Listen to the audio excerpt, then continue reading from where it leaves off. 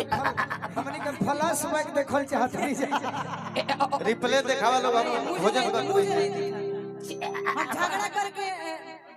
नहीं की हाईलाइट हम जोन ऑर्डर इहो मत टारगेट कर के गावत है अरे हमारा तो भैया के दूधू गुसाले ए हे क्यों सिखाऊं न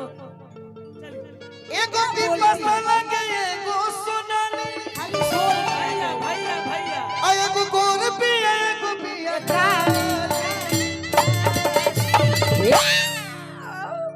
अरे भौजी ए गोलू ऋतु जी एगो बिरहिया में बड़ा सुंदर विजय लाल यादव जी के शिष्य बड़े सुधीर लाल यादव कालो हमरा के मैसेज कलन भेंट नहीं के भई कालो हमरा के व्हाट्सएप पर मैसेज कले कि भैया प्रणाम यानी कि बोली भैया प्रणाम कि आपका एगो गीत है उस गीत को हम अभी गाना जब से शुरू किए हैं मुझे बहुत ही मंच पर प्यार दुलार मिल रहा है सही बात यानी कौन गीत हो लेकिन उहे गीत है जो भरत शर्मा जी का लय गौले बनी केसर के गंध लेके वाह वाह चंदन अरे पुरवा चलल रहे देखी देखी देखी ओनियो माइक बा तनी मंच खाली करी त सबे ब्रजेश भैया के अलावा तू बड़ भाई बन तो देखो मंच पे बैठावा ब्रजेश भैया और ऋतु राय गोलू राजा के अलावा सभी लोग हटिए कालिका यादव जी बजाऊं ला लोग के उतारी केसर के गंध लेके अरे पुरवा चलल रहे देखनी कितना रगरवा के अरे खिड़की खुला तुम मेरे भाई हो ये मेरे बड़े भाई झगड़ा कौन कर रहे तना हम सुननी है मैं भोजन कर रहा था नहीं देख पाया लेकिन एक बात जान लो चंदन जीवन में हां जी इतिहास लिखा जाएगा सही बात गोलू राजा चंदन यादव ब्रजेश सिंह जय हो और अच्छे मित्र में ऋतु राय काव्या कृष्णमूर्ति और एक छोटा भाई है दुलारा है शिव कुमार बिक्कू वाह उसका नाम इसलिए ले रहा हूं कि छोटा भाई है हां जी इसका ही नहीं हम सबका छोटा भाई बहुत दुलारा है लेकिन एक बात जान ले ओकर सब गलती माफ रहेला तोहरा पके होता के तोहरा छोड़ो ना चले तो भी ना वाह वाह अब आगे पीछे के मेरा बा बंद करे के मेरा उड़ान मारी तोहरा पके होता के तकलीफ हो खेला तोहरा पके होता के तकलीफ हो तोहरा पके होता के तकलीफ हो खेला तोहरा पके होता के तकलीफ हो तोहरा पके होता के तकलीफ हो खेला तोहरा पके होता के तकलीफ हो खेला कमाल हो तो अरे तोहरा पके होता के तकलीफ हो खेला तोहरा पके होता के तकलीफ हो लंबी बाबा तनी चला कहरवा ताल मकई के धीन धीन तो कई के लावा तोहरे दीदार खाती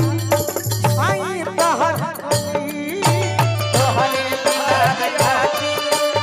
आई तहर कली हरि हम खाती आई तहर कली तोहरे दीदार खाती आई तोहरे दीदार खाती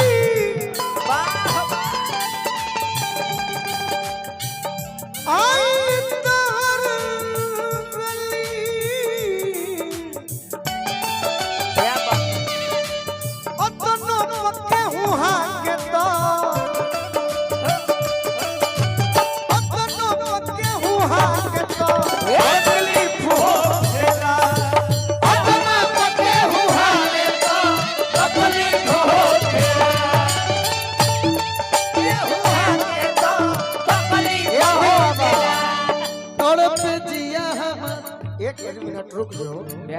एक बात और जाना, जनों से बेसी तहरा के जानी मानी ले हम, जनों से बेसी तहरा के जानी मानी ले हम,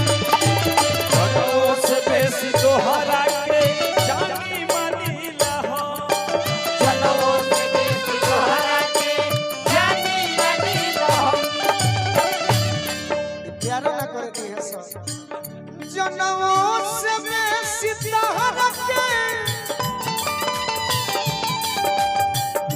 जानी मानी ले हम, ओढ़नी से चेहरा ढाक तो तकलीफ हो खेला, ओढ़नी से चेहरा ढाक तो तकलीफ हो खेला, ओढ़नी से चेहरा ढाक तकलीफ हो खेला, ओढ़ना से केहू ढाक तो तकलीफ हो खेला। आवा आवा आवा होइरा होइरा होइरा तड़प जिया हमारा तहिया का कहिए सखी पिए लाही रोई सैया हो, अरे पिए लाही रोई सैया हो। तड़प जिया ए चंदन भैया देखे पे एगो गाना बना देनी है ना और खुश हो जाओ। सुनिए अभी घाना घेट के बराबर मार चलेगा देखे वो लाइन बना दी है बाबू हम ऋतु राय बीच में आओ। प्यार को पहरा बाटे अभी तुरंत लिखनी है, प्यार को पहरा बाटे, प्यार को पहरा बाटे, मिले कैसे आई कहती हो ये बदला हमारा जनू से जाई हो, हमारा जनू से जाई हो, हमारा जनू से जाई हो। क्या बात है उपेंद्र भैया ए उपेंद्र भैया, उपेंद्र भैया ढेर सरगम मत देखाओ, एगो गाना बा चंदन तुमको दिल ये दे ना तेरी न पूछा ये तुझको दिल ये दे दिया, ये मेरा पूछा वही के बात संगे गाओ लोग हमरा जोरे सही वो बजावत रहे। कोई आले रो बाबू अपना पापा जी के घरा, कोई आले रो बाबू अपना पापा जी के घर लहरा बिना पिला पुआरा रे जा, लहर भी न पिला वही जइया रवा के ओढ़ावे लुआ चारा, हां भाई वही जइया रवा के ओढ़ावे लुआ चारा, जलवा में तड़पे होई भतरा रे जा, जलवा में तड़पे होई भतरा ये भी बाबा सुने को काम करो, बड़ा ही अच्छा कलाकार जितना बड़का के हमनी के देख लेनी जा, अब तू खुद में आगे बाड़ू, लेकिन आज राकेश भैया के धन्यवाद दिहल जाई कि आज ऋतु के आ कबिया के रउरा बोलौले बारी। ऋतु अपने आप में बड़ी सुंदर कलाकार, अब व्यवहारी हमनी के कलाकार ना खोजी जा, कलाकार के संगे संगे व्यवहार से कर निमन बा उहे कलाकार ओरिजिनल है। सुने को काम करो, पूस के महीना खुश करे आव गोरी, कोरे आवोरी हो कोरे आवोरी माघ में कदी गोलू राजावा लोर कोरी, राजवल्लभ कोरी गोलू राजवल्लभ कोरी आवय करी जा सटी के सुत के पजारा, आवरे कोरे जा सके सुत के बजारा। हाय हाय हाय काहे की काहे तहरा बिना पिला पुरवाए जा तारो बिना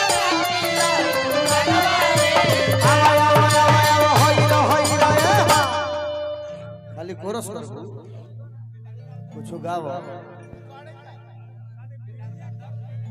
भिड़िया कम करो, भिड़िया कम करो। तनी कलाकार के पीछे आके से भीड़ कम हो जाओ कल का भैया तनी बैठाओ सबको बैठाओ हेलो उपेंद्र भैया